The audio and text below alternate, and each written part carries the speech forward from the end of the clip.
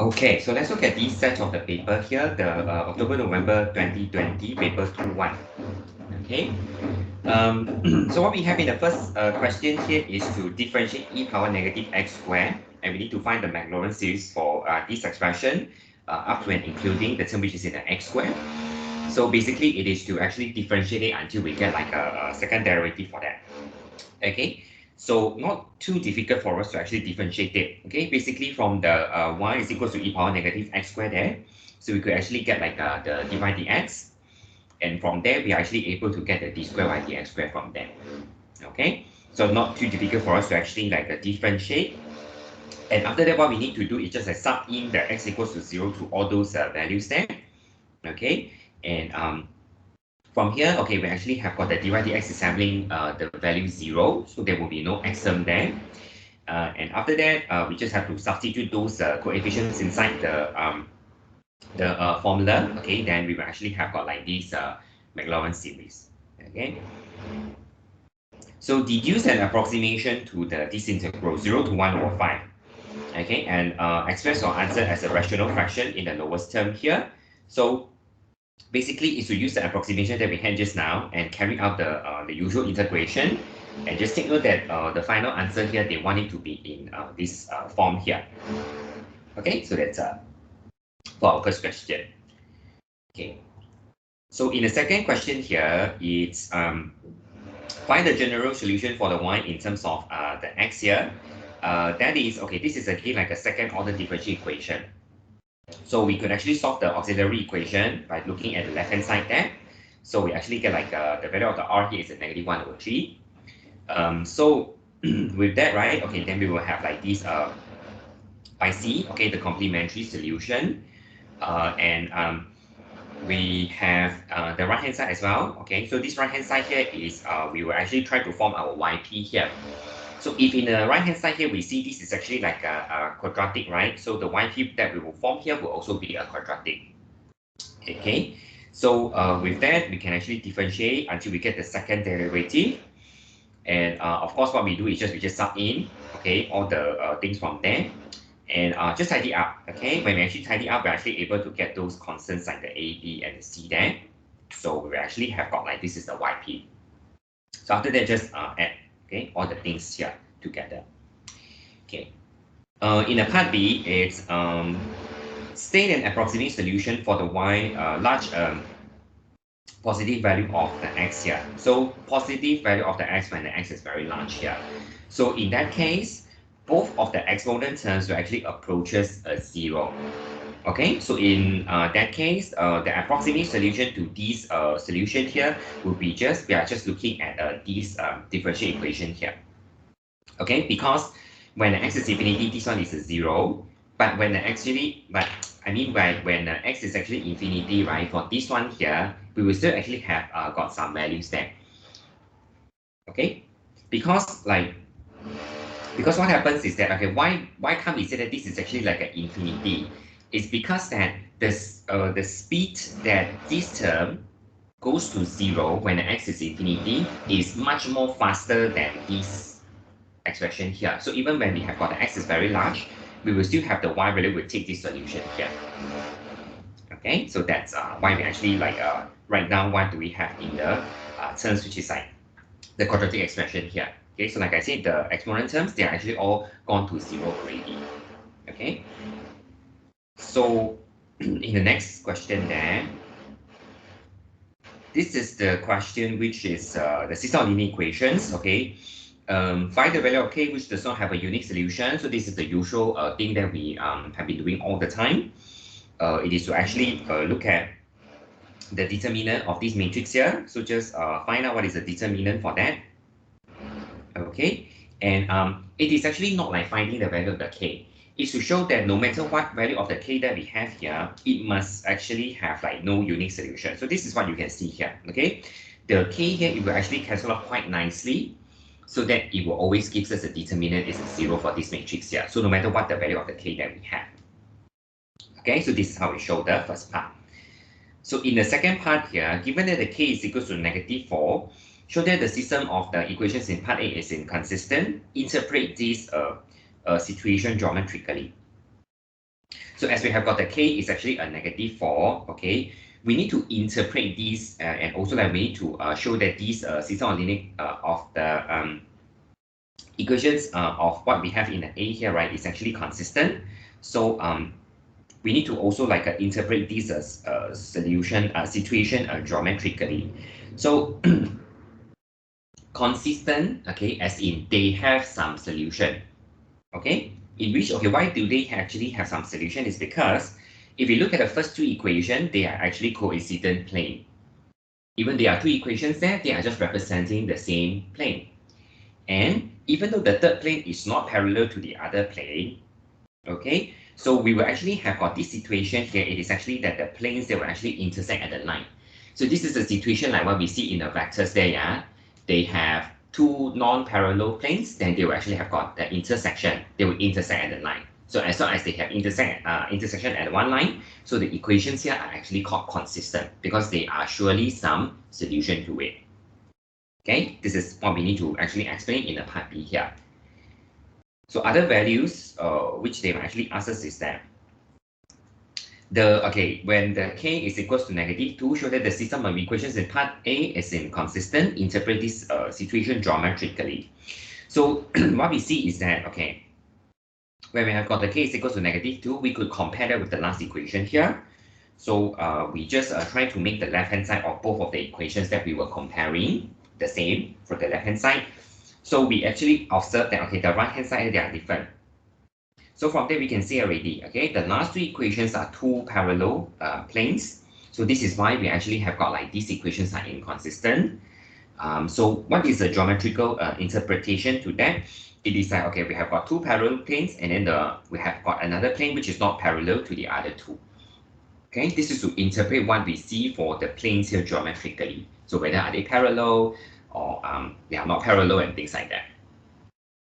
Okay, so this is also like the question which a bit not so usual, okay, because usually they will just ask us to solve the equations, right? But here they are actually asking us to look at like different cases given that we have got different values of the k here, and then we need to show and interpret. Okay. So I guess the part D is something that is also similar as well. Okay, so for this case, okay, when the k is not equals to 2 and not equals to 4, show that the system of linear equation in part A is inconsistent. So why do they actually mention that these not equals to -2, not equals to -4 is because they don't want to repeat the case for the previous one. Okay, we already have these two values in the previous two cases there. So it's okay, we can actually show that the system is inconsistent. So with the values that we have for the k here, which we do not know,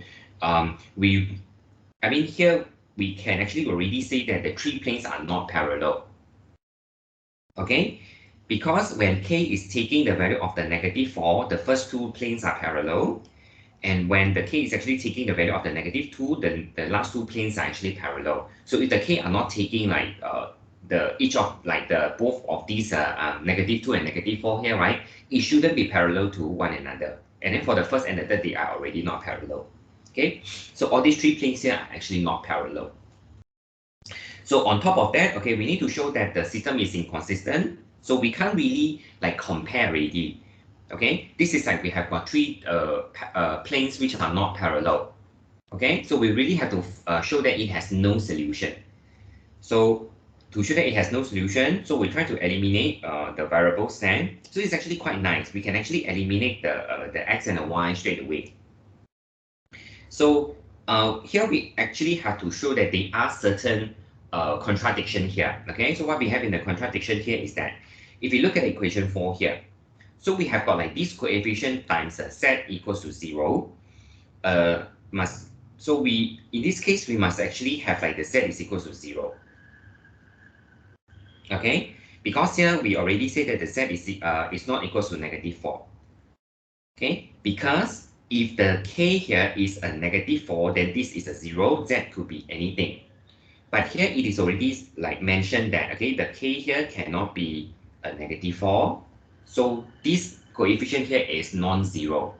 Okay, so for the right hand side to be 0, our z must be a 0. But when we actually look at the equation 5 that we have here, right? So when we actually say that, okay, from the number 4, we solve that the z is equal to 0.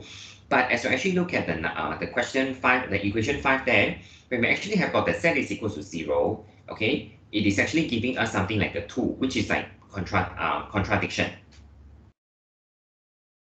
Okay, so I mean, when you actually try to eliminate the variables, right, you could have different ways of doing of that, but you just need to show that there is actually the inconsistent that happens there. Okay, then you can actually like show this already.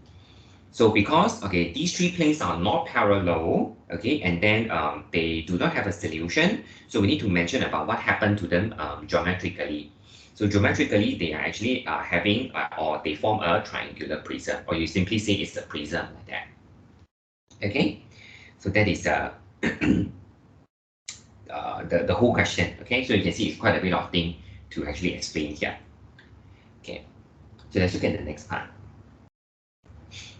So this is the equation for the question for the area of the rectangles. So the working that is actually involved here is actually not much different from what we have actually discussed earlier. So we just need to look at like, okay, from the diagram here, the width of the rectangles are like 1 over n. And we just need to look at like, okay, what is the first height? The first height is given when we actually have got the x equals to 0. Until the last height of this rectangle here is when we have got the x is equals to n minus 1 over n. So when we actually like want to find the area of the rectangles, that is like we use the width to multiply by all the heights.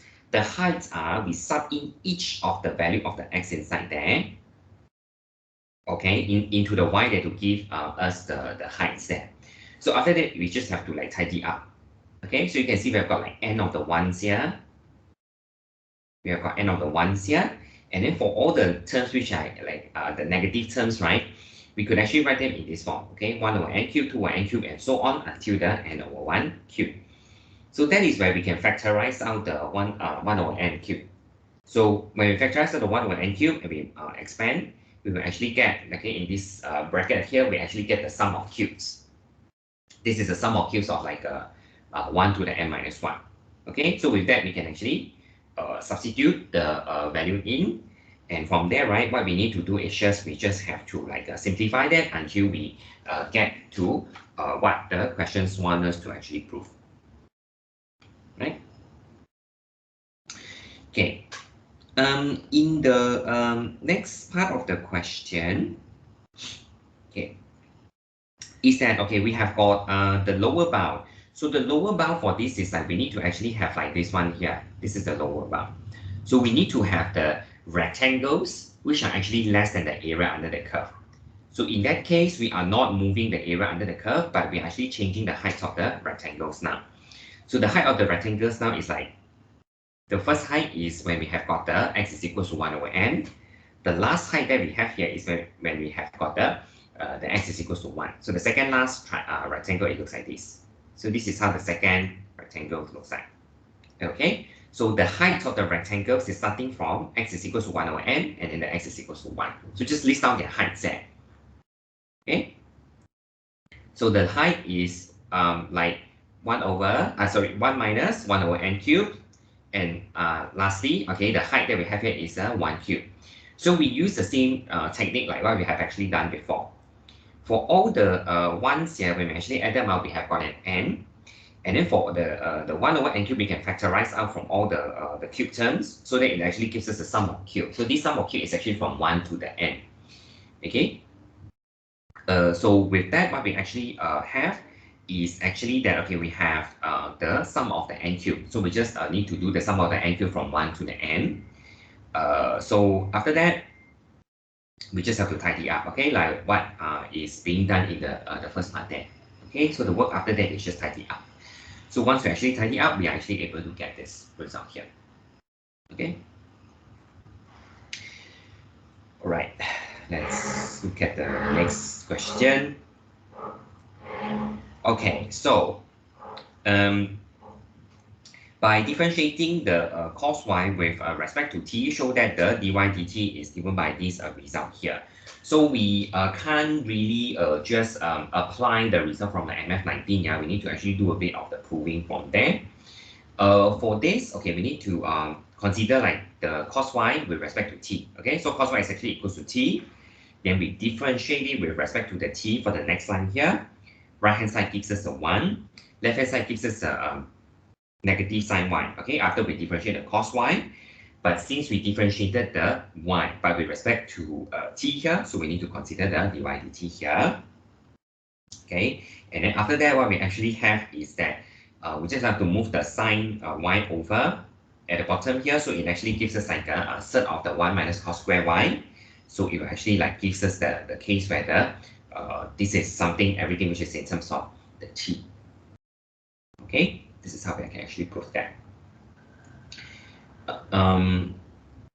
So we need to find the second derivative. Okay, so the second derivative here is we need to find the dy dx first. So for the x is equals to arc sine t, we can actually find the dx dt very easily here, is to just use the result from the MF19. And from there, okay, we just need to use the dy dt to divide by the dx dt, or you use the dy dt to multiply by the dt dx here. Okay, so after that is to just like put in the expression. So this is what we could actually get from the dy dx. So in the next part here, it's a bit of work that we need to do from here. It's to differentiate the dy dx. So the dy dx is actually in this form. Okay. For myself, right, I actually make it into the form that I'm actually trying to use the this sort of like the power rule here. Or else, okay, you can actually look at it as like a negative 1 minus t squared to the power of negative half, and then another one is a 1 plus t squared to the power of half. You could do this by using the product rule as well. Okay, it should actually gives us the same expression at the end. But for myself, I'm looking at it as like this is a negative of this whole thing, 1 plus t squared, 1 minus t squared with a power half there. Okay, so to differentiate this is to bring down the power, and we minus 1 from the power, and we have to differentiate this expression inside there itself. Okay, so for that one, we need to do a bit of the work, which we have to consider using the quotient rule. So the good thing about like using this is that, okay, there are certain things that that might actually get cancelled off. Okay, so for example, we have got like this 1 minus c squared with a power half that it can be sort of like cancelled off, and other things that we can cancel off the constants, everything here. So this is actually what we get, okay, for our expression for the ddt of the dy dx. So later on, when we want to find the second derivative from there, so that is that we have got like the ddt of the dy dx to divide by the dx dt. So divide by the dx dt means we can multiply by the dt dx then. Okay, so we have the expression for the dt dx, right? So from there, we just have to multiply. So it's actually like having this 1 plus t squared cancel off very nicely. So we will only have like this expression at the end here for our d squared by dx squared. Okay, so not too difficult, okay, in the sense that if we understand the second derivative, what is the formula for that, then we can do that already. So what is challenging is all these like a algebra here. When you actually try to do the working, you have to be extra careful. Okay. Next one. So this is the Morse theorem. Okay, like the previous paper that we have actually discussed here. We want to prove for the sine power 4 theta. Okay. So to actually prove something that is the power of the sine, we need to use this result here. Okay, 2i sine theta is equals to z minus 1 over z here. Okay, so from there we need to take the power 4, then only we can get the sine power 4. So take the power 4 for both sides z. Left hand side becomes 16 sine power 4. Okay, because we have got the I power 4 is 1. Right hand side we expand, so we get 5 terms here, and they could be actually collected together for like the similar powers. So use the result where z power n plus 1 over z power n is actually 2 cos n theta. Use this result here. So you can actually sub those in. Okay, and just move the terms over, and we will actually be able to prove this. Okay, this was part A. So in part B, so we need to find the solution, okay, of this differential equation. So we first look at the integrating factor. So this is already in a standard form, so there's no need for us to actually like divide anything. We could look at the integrating factor straight away. So the integrating factor is like e power integrate of the chord theta. So when we integrate the chord theta, okay, we will get a ln sine theta, which the e and the ln they can be cancelled off. So we're actually looking at the sine theta. Okay, so we need to now multiply the sine theta back to the standard form of the equation. So what we actually have for the left hand side there is that we have got like the y sine theta. Okay, so remember the left hand side is over at the d theta of like a integrating factor times the dependent variable. So when we want to find the y sine theta, it is to actually integrate the sine power 4 theta. Okay, so this is like where they actually ask us to prove it. Okay, so we can actually integrate accordingly here. So use the result. Okay, even touch wood, if we are not able to prove it, we can still use the result here. And all these things are the things that we are so familiar. Okay, we know how to actually integrate from them. We are very familiar with that. Okay. So after that, right, okay, we will actually get some, we need to solve for the constant here, provided that we have got some values, y0 and the theta is a half pi here. Okay.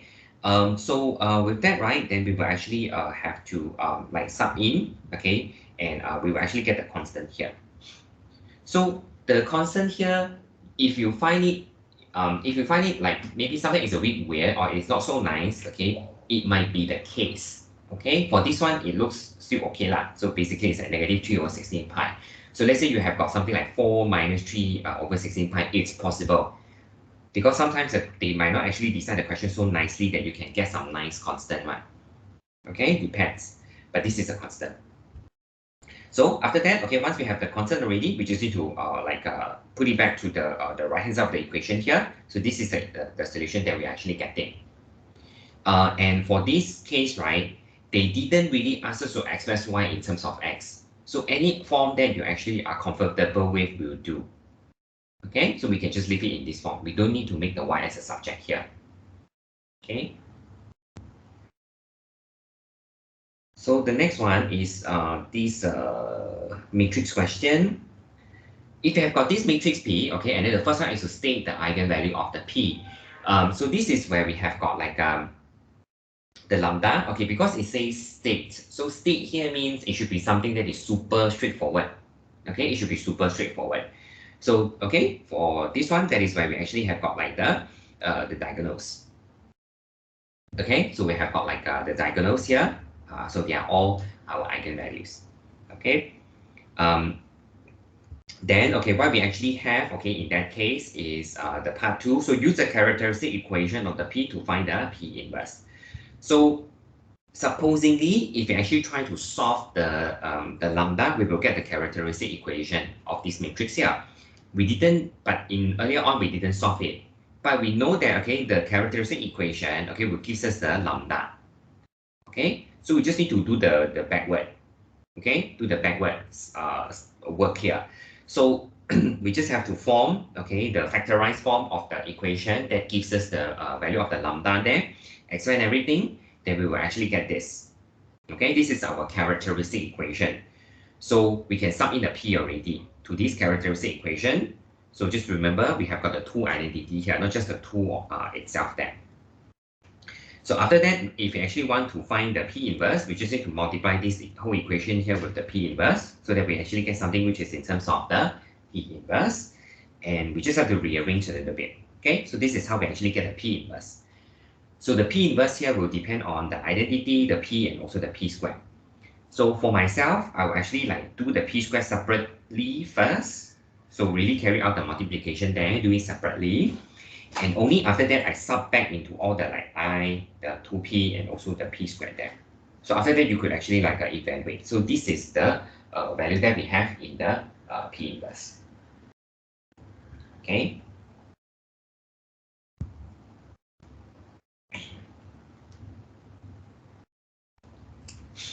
Okay.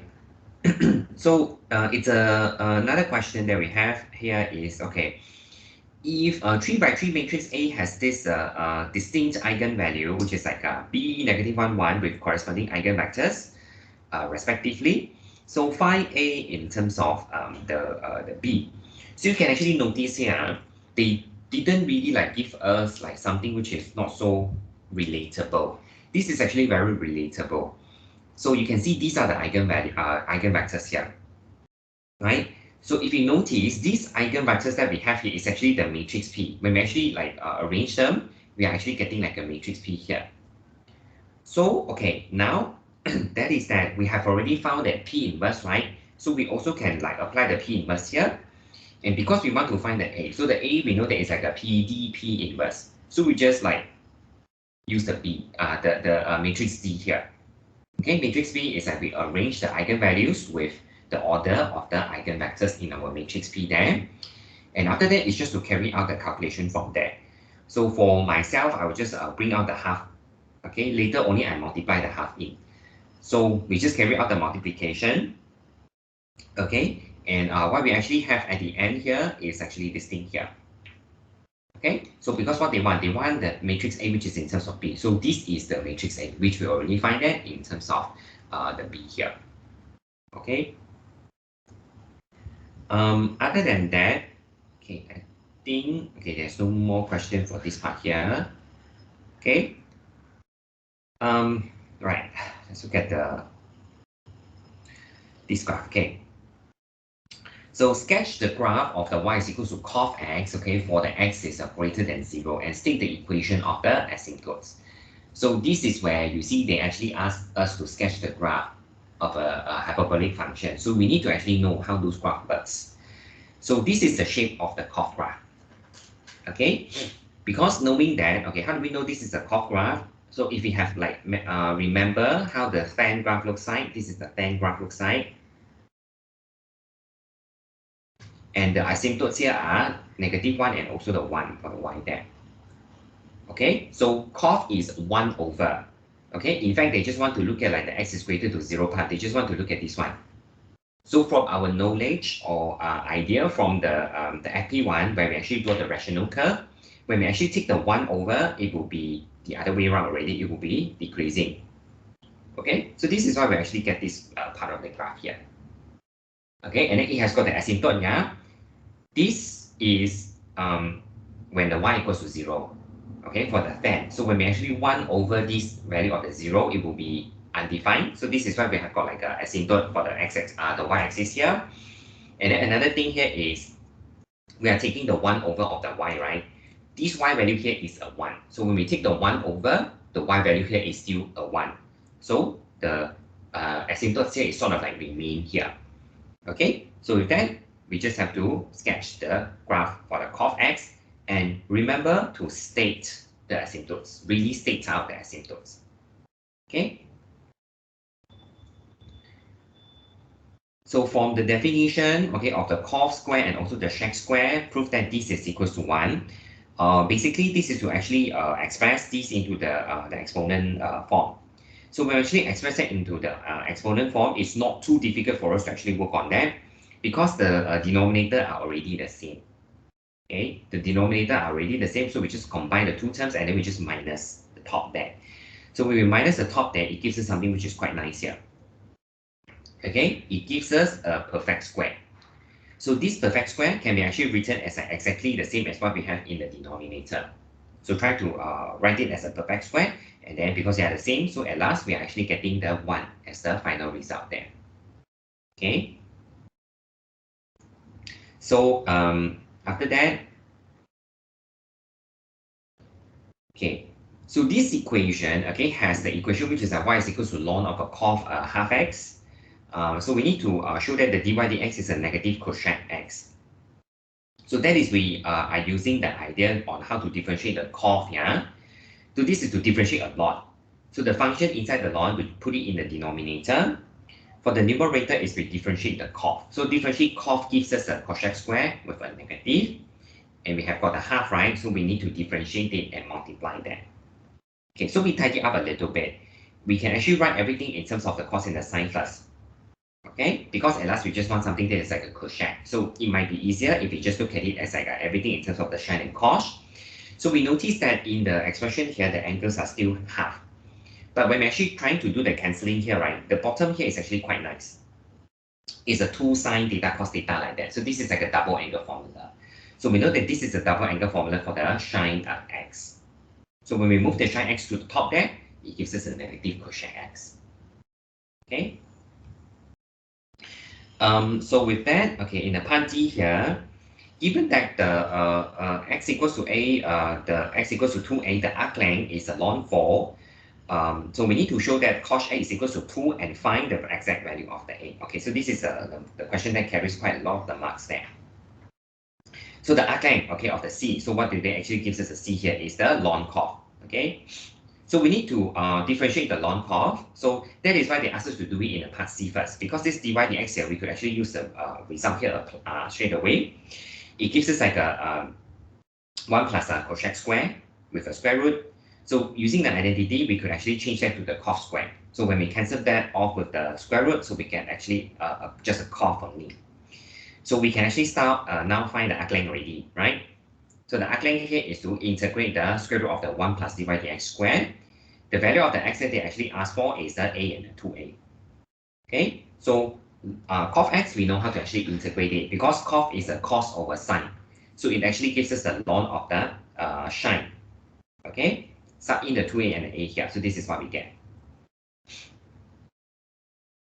Okay, so you might actually have different way of actually looking at it. But here, what is actually the thing that actually want us to do is that, okay, they say the arc length is a ln 4. Okay, so we try to simplify as much as we can. Okay, so in which we are actually looking at like, okay, the sine 2a here is actually, we can actually express that into like the identity, which is 2 sine a cos a. So in that case, the sine a actually gets cancelled off. So we actually have got like a ln of the 2 cos a. So if this value is actually equals to a ln 4, so we just have to equate the 2 cos a to the 4 here, then we can actually like find the exact value for the cos. They want to find the exact value for the cos a, right? So this is what we get. And after that, okay, we will actually have to find, of course, the value of the a here, which is we use the inverse of the cos. Okay, sub into the formula for the 2. So this is the value that we get, okay, for this a here.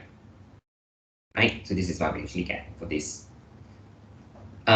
So in other case, right, if we didn't really like to simplify that, so if because this is equals to a ln 4, right, so we get like 4 sine a is equals to a sine 2a. So of course you can actually still apply the double angle formula here. So you just have to solve here accordingly. So we get sine a, we have 2 minus cos a equals to 0. So sine a is a 0 where the a equals to 0. So cannot be, okay, we are going to reject that because the a cannot be 0. So we are only working with like the cos a equals to 2. So you actually get the same thing there. Okay, so after that you can solve the a from there. Right? Okay. Yeah, so that is all the questions that I want to go through with you.